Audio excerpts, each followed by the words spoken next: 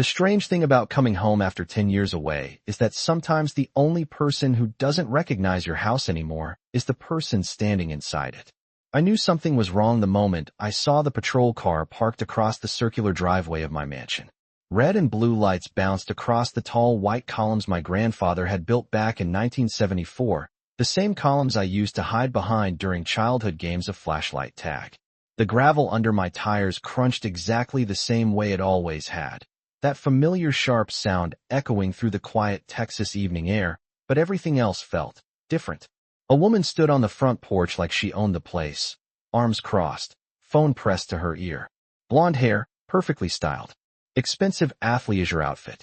That particular expression I'd only seen once before in my life, the day a city inspector tried to fine my grandfather for building a fence 2 inches too tall. The woman pointed straight at me while speaking into the phone. "Yes, officer, he just pulled into the driveway. I told you he'd come back." I stepped out of my truck slowly, the warm smell of sun-baked limestone and trimmed hedges drifting through the evening air. The mansion stood exactly the way I remembered it. 3 stories. Stone facade. Wide veranda wrapping around the east side of the house. Except now there were new flower beds I didn't recognize and a polished brass HOA plaque mounted beside the front door that definitely hadn't been there when I left. The woman ended the call and looked at me the way someone looks at a stray dog that wandered into their yard. "You should leave before the police arrive," she said calmly. "This property belongs to the Willow Ridge Homeowners Association now." For a moment I honestly thought she was joking. I glanced past her shoulder through the open doorway. My grandfather's oak staircase was still there. The same staircase where he used to sit every Sunday morning drinking black coffee and reading the local paper. The same house where every Christmas dinner in my family had been held for 40 years. And this stranger was standing in the doorway telling me it didn't belong to me. "Ma'am," I said, keeping my voice steady. "I think there's been a misunderstanding." Her smile tightened like she'd heard that line 100 times before. "No misunderstanding," she replied. "We documented this property as abandoned 2 years ago. The HOA authorized me to occupy it while we processed the transfer." She said it like she was explaining a parking rule. Like moving into someone else's mansion was just another neighborhood regulation. In the distance, I heard the faint wail of a police siren cutting through the quiet evening. The woman folded her arms again, clearly satisfied with herself. "You really should go," she added. "Trespassing charges can get expensive." I looked up at the house again, the tall windows reflecting the fading sunset across the Texas hill country, and for the first time since pulling into the driveway, I felt something strange rising in my chest. Not anger, not panic, something closer to curiosity. Because the woman standing on my front porch had just made a very confident mistake. And the police she'd called were about to hear a story she definitely hadn't expected. I stood there with my hands resting on the edge of my truck door while the sirens grew louder somewhere down the road. The woman on the porch watched me with the calm confidence of someone who believed the outcome had already been decided.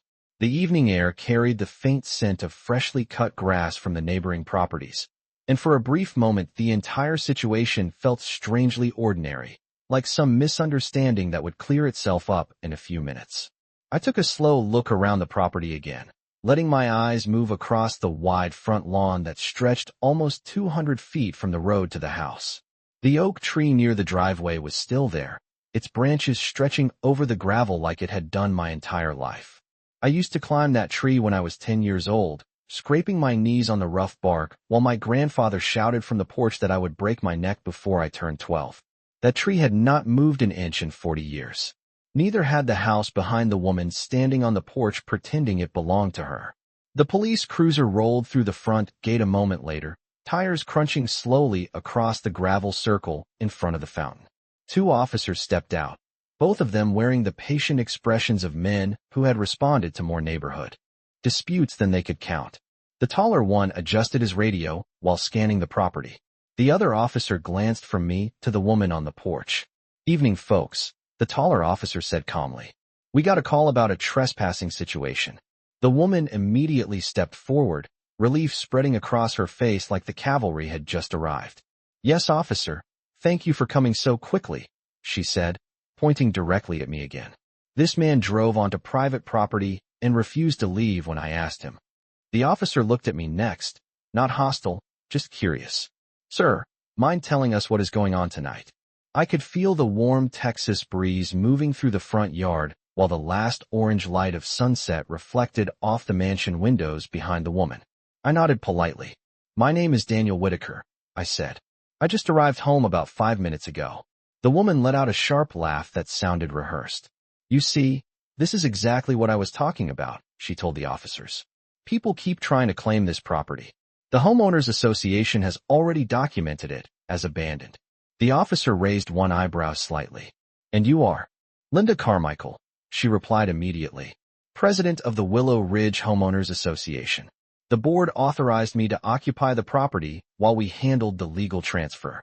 She said it with the smooth confidence of someone who had practiced the explanation before. The officer nodded slowly while writing something in his notebook. All right, Ms. Carmichael, he said. And how long have you been staying here? Almost 18 months, she answered without hesitation. 18 months. I let that number settle quietly in my mind while I studied the front porch again. The new welcome mat. The potted plants that had not been there before. Someone had clearly been living here. The officer looked back at me again. Mr. Whitaker, do you have any documentation showing you have a right to be here? Linda crossed her arms and smiled slightly, like she had just heard the winning question in a courtroom. I could almost hear my grandfather's voice in the back of my mind telling me that patience was always the most valuable tool in a negotiation. I reached into my truck slowly and pulled a worn leather briefcase from the passenger seat. The lock clicked softly as I set it on the hood of the truck. Linda's confident smile did not change. Not yet. But the officers leaned forward slightly when I opened the case, because inside that briefcase were documents that had not moved from my family's possession since 1968. The metal clasp of the briefcase clicked open with a quiet sound that seemed louder than it should have in the still evening air. The officers leaned slightly closer without realizing it, while Linda Carmichael remained standing on the porch with her arms crossed, watching the entire thing like someone who had already decided how the story ended. Inside the case were several neatly organized folders, the edges worn slightly from years of handling. My grandfather had always believed that paperwork mattered more than opinions, and the documents resting inside that case had been protected by my family longer than most of the houses in this neighborhood had existed. I lifted the first folder and placed it carefully on the hood of the truck. The taller officer stepped forward just enough to see the heading printed across the top page. Warranty deed. Travis County Records. Filed June 23, 1968.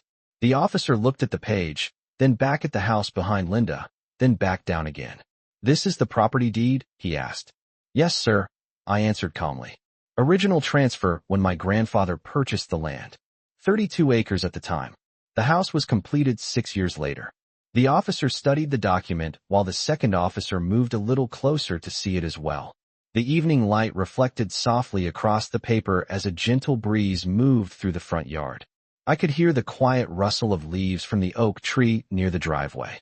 Linda shifted slightly on the porch. Her smile had not disappeared yet, but it had tightened just a little. That does not prove anything, she said quickly. Anyone can print a document like that. The Homeowners Association has already processed the abandonment claim. The taller officer did not respond immediately. Instead, he turned the page slowly, reading the next section of the file.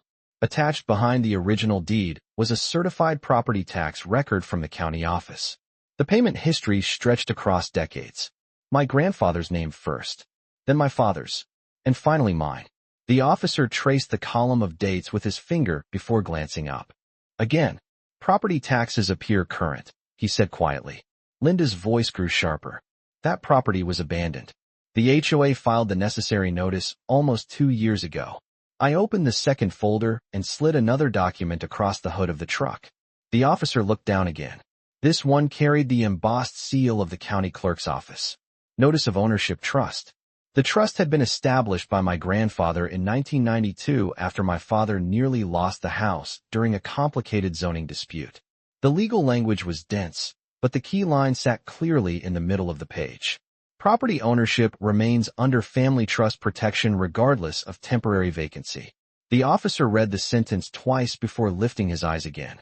Linda took a step down from the porch now, the first small crack appearing in her confident posture. The Homeowners Association manages this neighborhood, she insisted. We have authority over abandoned homes. I closed the folder slowly and rested both hands on the hood of the truck. The Texas sky had turned a deeper shade of blue above the mansion now, and the porch lights cast a warm glow across the front steps where Linda stood. "Miss Carmichael," I said calmly, "you might want to explain exactly how you decided this property was abandoned." The officers both looked toward her again, waiting. And for the first time since I arrived, Linda Carmichael did not answer immediately. The silence stretched across the driveway for a few seconds that felt longer than they should have. The taller officer shifted his weight slightly while waiting for Linda Carmichael to answer the question that had just been placed in front of her. The warm porch lights behind her cast a long shadow across the stone steps.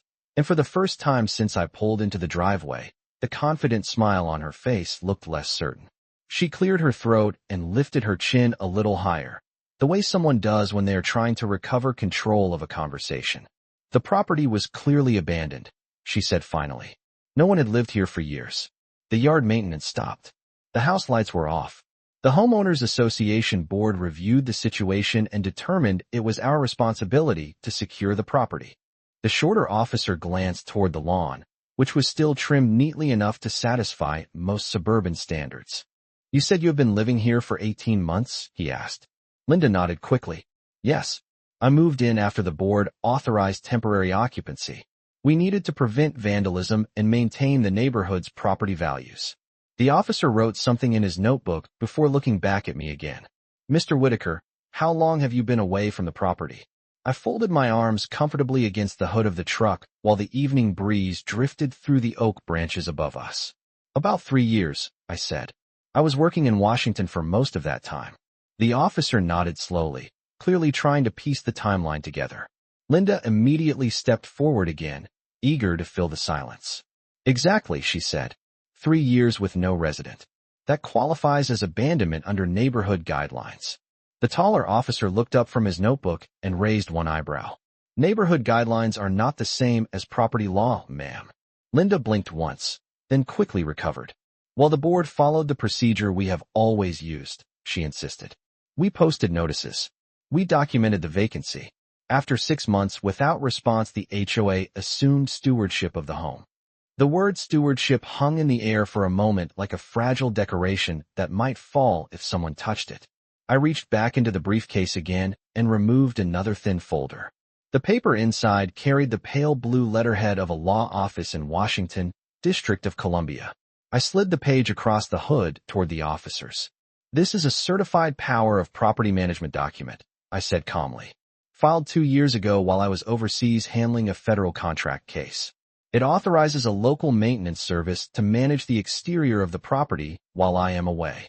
The taller officer read the header carefully while the second officer leaned closer to see it. "Whitaker Estate Maintenance Services," he read quietly. "Weekly property checks. Landscaping. Utility monitoring." He looked up at Linda again. "Ma'am, did the association ever attempt to contact this management service?" Linda's confident posture shifted again, just slightly. I do not know anything about that company," she replied quickly. The officer tapped the document gently with his finger. "Their contact information is printed right here." A light breeze moved across the front lawn again, carrying the faint smell of warm stone and cut grass. I watched Linda's expression carefully as the officers looked from the document to the mansion behind her. The taller officer closed the folder and rested it back on the hood of the truck. "Ms. Carmichael," he said slowly, "before we go any further, I need you to explain exactly who gave you permission to change the locks and move into someone else's home." The question from the officer hung in the warm evening air like the final piece of a puzzle that had suddenly become very important. Linda Carmichael did not answer immediately. She stood halfway down the porch steps now, one hand resting on the railing as if she needed the support.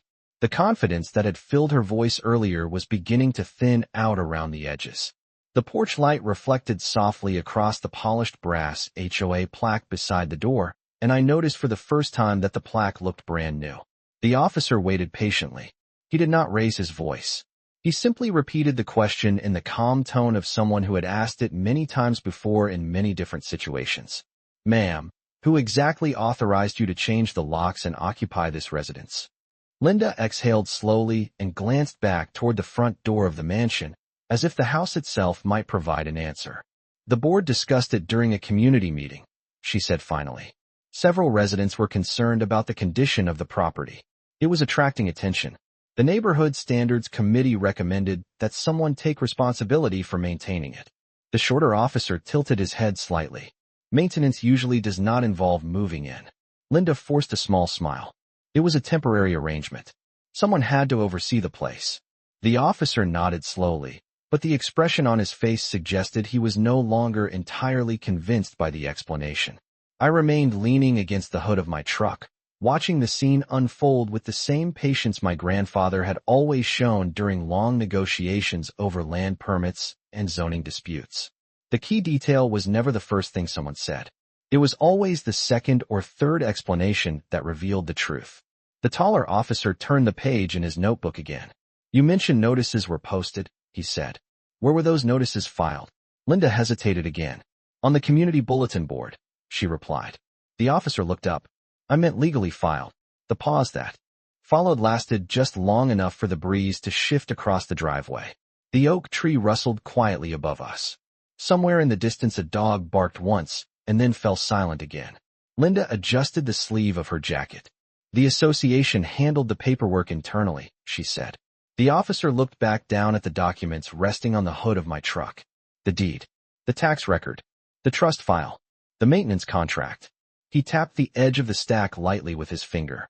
Ma'am, these records show continuous ownership and active property management, he said. That means this property was never legally abandoned. Linda's posture stiffened. Well, the board believed it was. The officer closed his notebook and slipped the pen back into his shirt pocket. His voice remained calm, but the tone had shifted slightly now. Belief is not the same as authorization. I reached into the briefcase one more time and removed a small metal key attached to a worn leather tag. The tag still carried the faint imprint of my grandfather's handwriting. Whitaker Estate. I held the key between my fingers for a moment before placing it gently on the hood of the truck beside the documents. Officer, I said quietly, that key has opened the front door of this house since 1974. The officer glanced from the key to the house and then back to Linda Carmichael, and the silence that followed was suddenly much heavier than before. The key rested on the hood of the truck beside the stack of documents, catching the soft glow from the porch lights as the evening settled deeper over the property. The taller officer studied it for a moment before lifting his eyes toward the front door of the mansion. Linda Carmichael followed his gaze, and I could see the calculation moving across her face as she tried to decide what to say next. The confidence that had carried her through the first part of the conversation was fading now, replaced by something tighter and more cautious. The officer finally picked up the key and turned it slowly between his fingers. You said the locks were changed, he said, glancing toward Linda. Yes, she replied quickly. The association replaced them after we determined the house was abandoned. Standard security procedure. The officer nodded once and handed the key back to me. Mr. Whitaker, he said, would you mind showing us whether this key still works? The request was calm and straightforward, but the meaning behind it hung clearly in the air. I picked up the key and walked toward the front steps while the officers followed a few feet behind. The gravel crunched softly under our shoes as we crossed the driveway, and the scent of warm stone drifted through the air. Linda stepped aside reluctantly as we reached the porch. For a moment, she looked like she might protest, but the presence of the officers kept her silent. The porch boards creaked faintly beneath our weight, the same familiar sound they had made every summer evening when my grandfather used to sit here, watching the sun set over the hill behind the property. I stopped in front of the heavy oak door and lifted the key toward the lock. The metal was cool against my fingers. The officers watched quietly while Linda stood just a few feet away, her arms folded tightly now. I slid the key into the lock and turned it slowly. The mechanism clicked with a smooth sound that had not changed in decades. The door opened inward without resistance. The warm light from the foyer spilled across the porch, revealing the polished wooden floor and the tall staircase that curved toward the second level. The taller officer let out a slow breath. That does not look like a replaced lock, he said quietly. Linda stepped forward quickly. Well, the locksmith must have kept the same configuration, she said.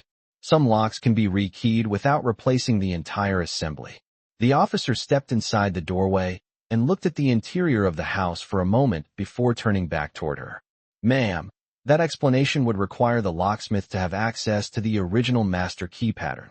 He glanced back at me, which appears to be this one. I stepped into the foyer and set the briefcase on the small entry table that had stood in the same place since my childhood. The house smelled exactly the way I remembered. Polished wood, old books, and a faint trace of lemon oil my grandfather used on the furniture every Sunday afternoon. Behind me, the officers stepped inside, as well, while Linda remained standing on the threshold. The taller officer looked around the room slowly before turning back toward her again. "Ms. Carmichael," he said calmly, "before we continue, I am going to ask you one more time to explain how you obtained legal permission to live in this residence." And this time there was no confidence left in her answer. The foyer fell quiet after the officer asked the question again. The only sound in the room was the soft hum of the ceiling fan above the staircase and the faint rustle of oak leaves outside the open doorway. Linda Carmichael remained standing on the threshold, one hand resting on the doorframe as if she had not yet decided whether she was still part of the conversation inside the house or not. The officers waited patiently. They were not rushing her, but their silence carried the steady pressure of people who were used to hearing the truth eventually surface. Linda finally stepped into the foyer, though the movement looked more cautious now than confident. "The board agreed that the property needed supervision," she said. "I volunteered to stay here temporarily while we prepared the paperwork." The taller officer glanced slowly around the room. The foyer still looked exactly as it had the last time I left. The dark walnut table near the staircase. The framed photograph of my grandfather shaking hands with the county judge after the land purchase ceremony decades earlier. The officer studied the photo for a moment before turning back toward Linda again. "Ma'am, supervising a property usually means checking on it," he said calmly. "It does not normally involve moving furniture, hanging curtains, and living here for 18 months. Linda folded her arms again. "I was protecting the neighborhood's interests." The shorter officer walked a few steps deeper into the foyer and glanced down the hallway toward the kitchen. "Did the homeowners association file any legal notice with the county about taking control of the residence?" he asked. Linda hesitated just long enough for the answer to become obvious. "The board handled it internally," she replied. The taller officer shook his head slightly. "Internal decisions do not transfer property rights." I stepped over to the wall near the staircase and reached toward a small wooden cabinet that had been built into the paneling when the house was constructed. The cabinet door opened with a quiet creak. Inside was a narrow row of folders that had been sitting in that space since long before any homeowners association existed. In this neighborhood, I removed one of them and brought it back to the entry table where the officers were standing. The folder carried the faint scent of aged paper and cedar wood. I placed it beside the briefcase and opened it carefully. Inside were several documents protected by clear sleeves. The first page displayed the official seal of Travis County again. The officer leaned closer to read the heading printed across the top. Property Protection Covenant. The taller officer read the paragraph slowly while the room remained silent around him. The covenant had been filed by my grandfather in 1984 after a developer once tried to claim access rights across the land. The document contained a clause that allowed the Whitaker family to retain full control of the property regardless of temporary absence, and it also contained a very specific condition about unauthorized occupancy. The officer looked up from the page and then toward Linda again. "Ms. Carmichael," he said quietly, "this document states that anyone occupying the residence without direct permission from the owner is considered an unlawful occupant under county property law." Linda's posture stiffened immediately. The officer turned the page and pointed to the next line of text. "And according to this clause, the homeowner is authorized to request immediate removal of any unauthorized resident." He closed the folder slowly and rested it on the table. Then he looked back at Linda with the calm expression of someone who had just reached the end of a very clear set of instructions. The words from the officer settled into the room with a quiet weight that was impossible to ignore. The foyer lights cast long shadows across the wooden floor while the document rested on the table between us like a final piece of evidence that had been waiting patiently for its moment. Linda Carmichael stared at the page for a few seconds, her eyes moving across the lines of text, as if she might somehow find a sentence that said something different than what the officer had just read aloud. The taller officer remained calm, his hands resting loosely at his sides while he waited for her response. The house felt strangely familiar again now that I was standing inside it. The faint scent of lemon oil still lingered on the wood furniture, and the quiet tick of the antique clock near the staircase echoed softly through the hall exactly the way it had when I was a child. Linda finally lifted her head and looked toward the officer. The homeowners association believed the house had been abandoned, she said again, though the certainty that had filled her voice earlier was no longer there. The officer nodded once, but did not look convinced. That belief does not give the association legal authority to occupy a private residence, he replied calmly. The shorter officer stepped closer to the entry table and examined the covenant document again before glancing toward the hallway, where several framed photographs hung along the wall. Mr. Whitaker, he said quietly, how long has your family owned this house? I looked toward the photograph of my grandfather standing beside the unfinished foundation of the building nearly 50 years ago. Since 1968, I answered. The officer nodded thoughtfully and turned back toward Linda. And you said you have been living here for 18 months. Linda shifted her weight slightly, her arms still folded as if she were trying to hold on to the authority she believed she had earlier that evening. Yes, she said. I moved in after the board agreed the property needed supervision. The taller officer glanced toward the staircase and then back at the documents on the table. Did the board ever contact the legal owner to request permission for that supervision? He asked. Linda did not answer immediately. The pause stretched across the foyer while the ceiling fan turned slowly overhead. Finally, she shook her head once. We did not have a way to reach him. The officer lifted the maintenance document from the table again and tapped the printed contact number near the bottom of the page. This document lists both a management company and a legal contact for the owner, he said. Those numbers have been active for 2 years. The silence that followed felt heavier than anything that had happened since the patrol car arrived. Linda looked toward the open front door, then back toward the officers again. The taller officer closed the folder carefully and set it beside the briefcase. Ms. Carmichael, he said in a steady voice, based on the documentation presented here, Mr. Whitaker is the legal owner of this property, and you do not have legal authorization to reside here. Linda's shoulders stiffened slightly as the meaning of those words settled in. The officer took a slow breath before continuing. Which means we need to discuss how you plan to vacate this residence. The officer's words settled into the room with the quiet certainty of a door closing. Linda Carmichael stood near the base of the staircase, her arms no longer folded as tightly as they had been earlier. For the first time that evening, she looked less like the president of a homeowners association and more like someone who had just realized the rules she relied on did not apply the way she believed they did.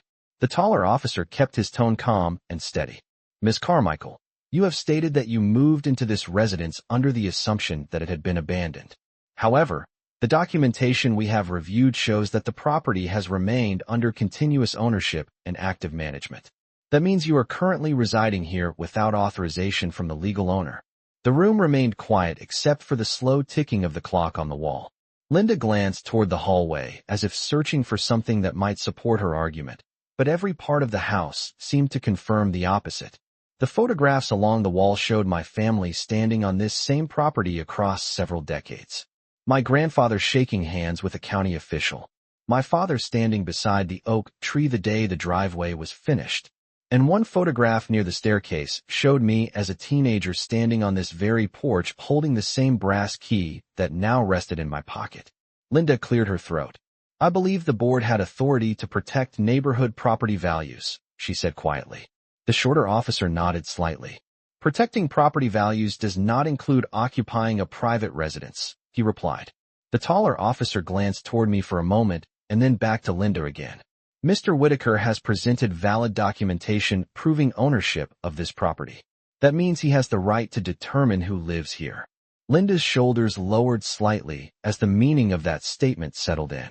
Outside the front door the evening had grown darker, and the porch lights cast a warm glow across the stone steps leading down to the driveway. I could hear the faint rustle of the oak leaves outside, the same quiet sound that had filled this house for most of my life. The officer continued speaking in the same calm voice. Ms. Carmichael, we are not here to escalate anything. Our goal is simply to resolve the situation properly.